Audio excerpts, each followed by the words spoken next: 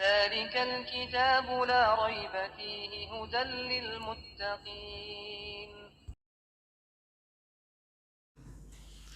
Dan apakah diazankan dan diiqamahkan setelah lahir bayi? Ini memang ada ulama yang berpendapat demikian. Makanya sebagian mereka mengatakan ini ikhtilaf. Akan tapi ikhtilaf yang sebenarnya sudah ada yang rajih, bukan membiarkan ikhtilaf dan membiarkan manusia tersalah di dalamnya, tidak. Ya. Yang rajih adalah tidak ada mengadzankan dan mengiqamahkan, karena hadis yang mengadzankan dan mengiqamahkan ini derajatnya dhaif. Lihat dalam kitab Tuhfatul Maulud fi Ahkamil Maulud. Kitab itu ditulis oleh Imam Ibnu Qayyim Al-Jauziyah rahimahullah. Imam Ibnu Qayyim membawakan hadisnya, dan hadisnya didhaifkan oleh para ulama. Soal bukankah Ibnu Qayyim membolehkan mengadzankan dan mengiqamahkan? Iya, beliau berlandaskan dengan hadis dhaif tersebut. Makanya di antara pendapat Ibnu Qayyim itu mengadzankan dan mengiqamahkan, tapi pendapat ini lemah. Hadisnya dhaif. Apakah kita akan mengamalkan hadis yang dhaif?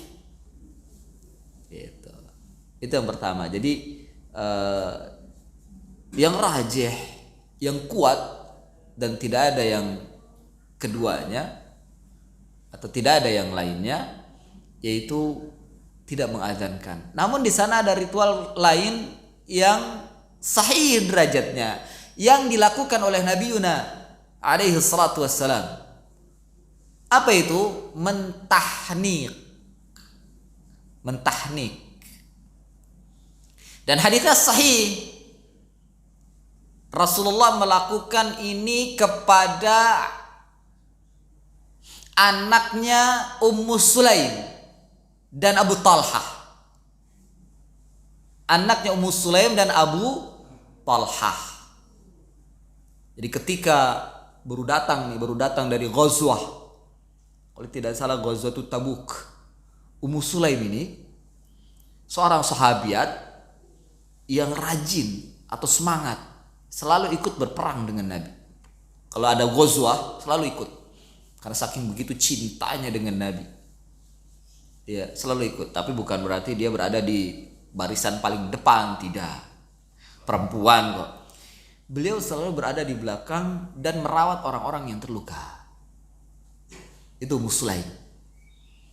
Dari sini menunjukkan apa? Ini menunjukkan bahwa ketika perang itu nggak semuanya laki-laki, ada juga perawat mestinya gitu, untuk merawat orang-orang yang terluka. Nah, Ummu Sulaim selalu ikut. Hatta dalam keadaan hamil, dia nggak mau ditinggal. Sama seperti suaminya Abu Talhah. Ya, ikut. Ketika pulang, dia hamil ikut perang, hamil ikut perang, kayak nyusahin banget gitu kan. Tapi inilah sahabat, begitu sabarnya mereka. Ya nggak bisa kita bayangkan gitu. Makanya kita harus mencontoh mereka, bagaimana kesabaran mereka mengikuti Nabi gitu. Ya. Pulang, begitu sampai di pintu atau di gerbang Madinah, di antara dua gunung itu, gerbang Madinah, ya, itu Ummu Sulaim mau melahirkan. Artinya udah mules. Kalau bahasa kita kontraksi. Ya udah kontraksi itu.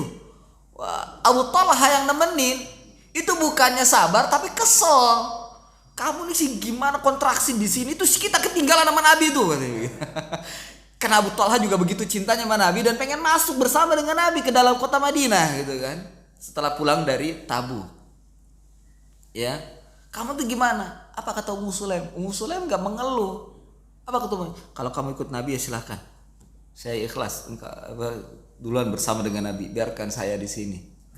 Subhanallah. Orang mah kalau orang melahirkan suaminya kan enggak boleh pergi ya. Kamu gimana sih, suami bukan nemenin istri gitu, paling istri marah-marah gitu. Tapi enggak, Ummu Sulaim memerintahkan kepada Abu Talha segera susul Nabi. Sementara dia lagi dalam keadaan kontraksi yang amat sangat. Kalau kita nggak tahu sih bukannya beberapa, kita nggak tahu udah bukan berapa gitu. Ya pokoknya sangat-sangat. Kemudian sejenak tinggal di sebelum masuk kota Madinah pada waktu itu, saya tidak tahu di daerah mana itu, menyelesaikan kelahirannya Ummu Sulaim, ditemani sama anaknya saja yaitu Anas bin Malik. Ya, Abu Talhanya mau udah pergi gitu. Anak bikinnya aja gitu dia mah. Lahirnya tapi nggak, ini sahabat kita nggak boleh suupan. Dan ya, lahirlah anak dari Ummu Sulaim ini, lahir selamat, digendong oleh Anas bin Malik, gembira. Anas bin Malik punya adik gitu ya. Kemudian Ummu Sulaim karena saking cintanya kepada Nabi sallallahu, cintanya bukan cinta tapi cinta dini ya, cinta ilallah, cinta karena Allah ya, cinta fillah. Itu segera mengatakan ingin mendapatkan barokah dari Rasulullah. Ya. Mengatakan kepada Anas, bawa kepada Nabi. Sebelum disusukan ya, bawa kepada Rasulullah. Akhirnya diberikan kepada Anas bin Malik. Anas bin Malik kalau tidak salah pada waktu itu usianya masih umur sekitar 9 atau 10 tahun. 9 sampai 10 tahun. Masih muda, masih anak-anak Anas bin Malik itu. Digendong. Gimana sih anak 10 tahun gendong anak gitu ya. Gendong bayi adiknya gitu ya. Digendong. Kemudian dibekali korma ajwa. Dibekali korma ajwa. Sambil bawa, digendong, bawa ke Nabi. Ketemu dengan Nabi, karena Anas bin Malik memang sahibun na'alain, orang yang selalu mengurusi dua sendalnya Nabi. Ketemu dengan Nabi, kemudian dihadapkan pada Nabi, ini bayi dari Ummu Sulaim. Tapi dalam riwayat yang lain Nabi bertanya, apakah ini anaknya Ummu Sulaim? Begitu. Naam, iya, diberi pada Nabi, digendong sama Nabi. Kemudian apakah Nabi langsung mengadhankan? Tidak. Diazankan Allahu Akbar, kemudian iqamah, enggak. Apa kata Nabi? Nabi bertanya kepada Anas, apakah engkau bawa kurma? Dikasih kurma, kurmanya itu kurma ajwa. Diambil sama Nabi, dikunyah sampai halus. Lalu bekas dari ludah beliau dimasukkan ke tekak bayi. Tekak itu langit-langit mulut. Kemudian didoakan. Doanya bagaimana? Wa'idzuka bikalimatillahi tammah min kulli syaitanin wahamah wa min kulli ainin lamah. Kemudian ya, setelah itu bayi ini pipis itu. Kemudian makanya keluar juga hukum bagaimana kencing bayi. Itu dipercikkan saja. Lalu dikasih lagi pada Anas, dikembalikan pada ibunya. Ini kemudian Rasulullah juga memberikan nama. Saya kasih nama anak ini Abdullah. Dari sini menunjukkan banyak sekali faidah di sini. Pertama, boleh memberi nama sebelum akikah. Yang kedua, syariat yang ritual yang disyariatkan dalam Islam bukan azan dan iqamah, tapi apa? Tahnik. Iya, doa. Boleh dilakukan oleh orang soleh atau dilakukan oleh bapaknya. Ya kalau bapaknya ngerokok jangan. Jangan mentahnik bayi bapaknya ngerokok, jijik gitu. Ya, ludah bekas tembakau ngasih ke bayi bikin sakit aja. Kasih orang soleh yang tidak merokok. Orang soleh juga bukan yang rokok. Ya, kiai-kiai, Pak Haji yang kelepus disuruh tahnik, muntah ntar bayinya itu. Orang yang soleh yang lisannya bersih. Ya, orang yang soleh yang lisannya bersih dan tidak menjijikkan gitu ya. Itu syariat yang diajarkan oleh Rasulullah sallallahu alaihi wasallam. Adapun setelah itu diakikahkan di hari ke-7. Termasuk diantaranya kalau ingin menamakan juga boleh di hari ke-7 pada waktu akikah. Akan tapi boleh juga memberi nama pada waktu saat baru lahir. Ini juga menunjukkan bahwa ketika sebelum disusui oleh ibunya, ketika lahir kemudian sebelum disusui oleh ibunya, boleh ditahnik dengan korma tadi. Ya kormanya jangan gede-gede. Juga kormanya dialusin banget yang bisa dikenyot. Bukan korma yang gelondongan begitu dikasih, enggak. Ya, seperti itu. Sedikit aja kasih kemudian ditempelkan di tekaknya ya. Kalau bayi kalau ditempel tekaknya bagaimana kan mulutnya itu kan dia kan kalau bahasa kita kan ngenyot ya tidak? Dikenyot. Nah, itu banyak sekali faedah, termasuk diantaranya akan memberikan kekuatan di dalam otaknya atau pemikirannya. Dan Abdullah bin Talha di kemudian hari menjadi ulama.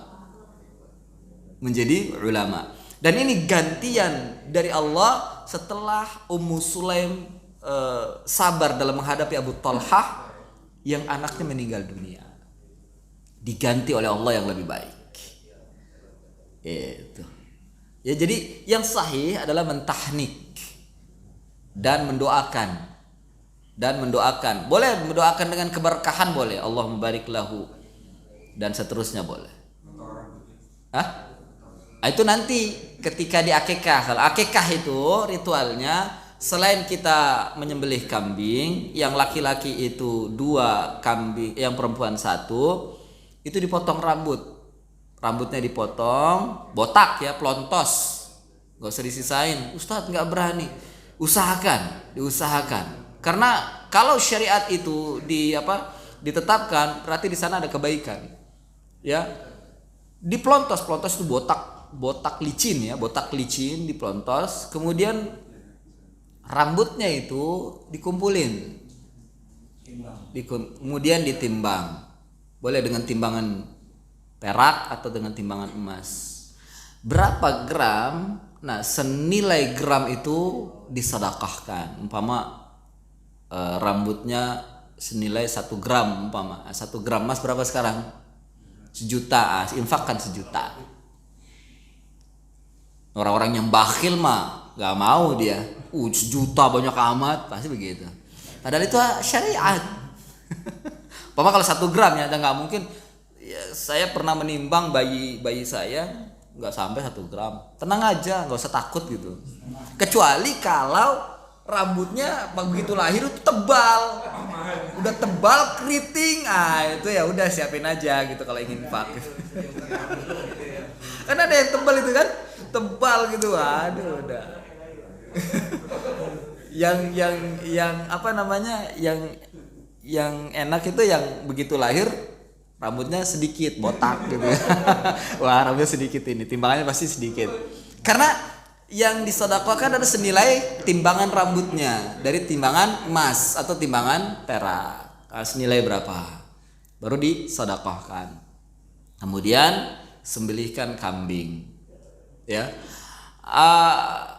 Saya anjurkan jangan terlalu dimniniak-bobokan dengan para pengusaha akikah. Sebaiknya kita menyembelih sendiri. Khawatir dengan ini syariat Islam hilang gitu.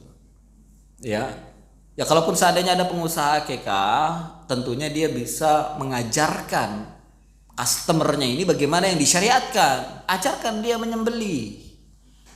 Kemudian yang kedua, ketika bagi pengusaha akikah ini, ketika ingin membagikan dagingnya jangan diganti dengan daging yang lain, karena sebagian mereka ada yang punya stok. Sebelum stok di kulkas atau di freezer gitu daging, ya entah seberapa kilo gitu. Nanti kalau udah ketika orang ini nyembelih dia perhatikan gitu.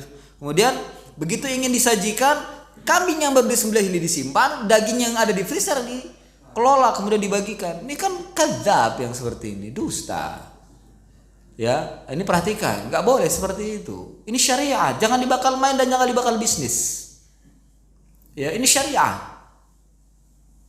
Ya, karena sebagian pengusaha akikah seperti itu, saya temukan seperti itu. Kok diganti dagingnya dengan daging yang ada di freezer? Kan ini sama aja, ini kan kambing juga. Ya bukan begitu, yang dibagikan adalah yang disembelih tadi. Ya, yang disembelih, bukan yang udah disimpan di freezer. Ditukar, ini tidak benar, yang seperti ini tidak benar. Ya, naam. Jadi sebaiknya dilaksanakan sendiri akikah itu, dipotong kemudian dagingnya dimasak sendiri. Ya, dengan masakan sendiri ini lebih utama ketimbang kita mengandalkan para pengusaha akikah itu tadi. Wallahu a'lam bishawab. Ya, baik. Kajian kita sampai di sini.